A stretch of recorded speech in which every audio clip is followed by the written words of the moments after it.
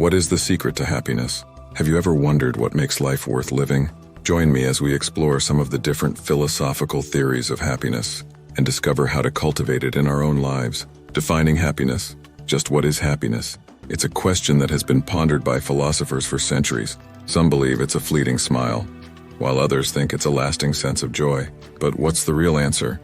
Philosophical theories of happiness. Democritus, an ancient Greek thinker, believed that happiness isn't about luck or what happens to us. Instead, he believed it's all about our mindset, something that's in our hands. He argued that we should cultivate a positive outlook on life and focus on the things we can control. Socrates and Plato took a different angle.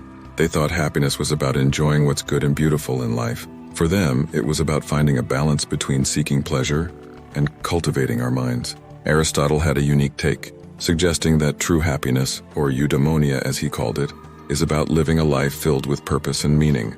The etymology of happiness. The word happiness comes from the Old Norse word hapsal, which means good luck or fortune. In ancient Greek, the word for happiness was eudaimonia, which means flourishing or well-being. The science of happiness. What we do know about happiness is there is no single definition of happiness that is universally accepted. However, most philosophers agree that happiness is a positive state of mind that is characterized by feelings of joy, contentment, and satisfaction. There are many different philosophical theories of happiness. Some of the most well-known include hedonism. Hedonists believe that happiness is the same as pleasure. They argue that we should strive to maximize our pleasure and minimize our pain. Eudaimonism. Eudaimonists believe that happiness is a state of flourishing or well-being. They argue that we should strive to live a meaningful life that is in accordance with our virtues. Stoicism.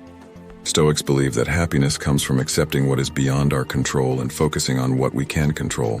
They argue that we should not be swayed by emotions such as anger, fear, or envy. Christian perspectives on happiness. Moving forward in time during the Middle Ages, Christian philosophers added their own spin.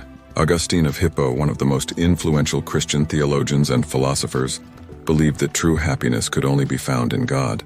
He argued that earthly pleasures and achievements provide only temporary satisfaction. For Augustine, the ultimate happiness is a form of divine joy and contentment that comes from a close relationship with God.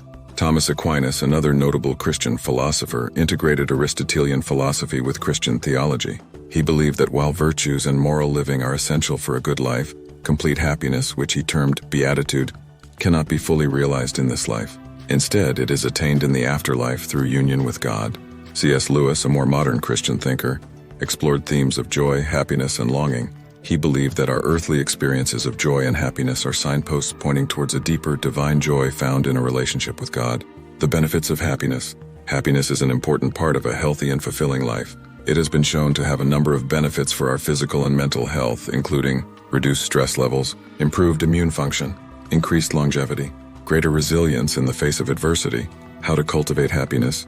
So, how do we use these age-old insights in our lives today? Let me share some ideas that have worked. Choose positivity. Like Democritus said, happiness is a state of mind, so why not focus on the bright side of things? Practice gratitude, mindfulness, and stay optimistic. Pleasure and purpose, the perfect pair. Plato and Aristotle weren't kidding when they talked about balance. Enjoy life's pleasures, but also find things that give your life meaning. It could be your hobby, your job, or helping others. Be true to you. Living in line with your values is so fulfilling. Stand up for what you believe in and make choices that reflect who you are. Embrace life's ups and downs. Life isn't perfect, and that's okay. Learning to accept the rough with the smooth makes the journey so much more rewarding. The path to happiness. So there you have it. Happiness from a philosophical lens, but with a personal touch. It's a blend of mindset, joy, purpose, values, and relationships. As we navigate through life, let's remember these wise words and find our own path to happiness. Don't be afraid to experiment and find what works best for you. After all, happiness is a journey, not a destination. Actionable steps. Find a mentor or coach who can help you on your journey to happiness. Join a happiness group or online forum to connect with others who are also seeking more joy in their lives. Set realistic goals for yourself and celebrate your progress along the way. Remember to be kind to yourself and forgive yourself for your mistakes. Most importantly, don't give up. Happiness is a lifelong pursuit, but it's one that is worth it. I hope this video has given you a better understanding of what happiness is and how to cultivate it in your own life.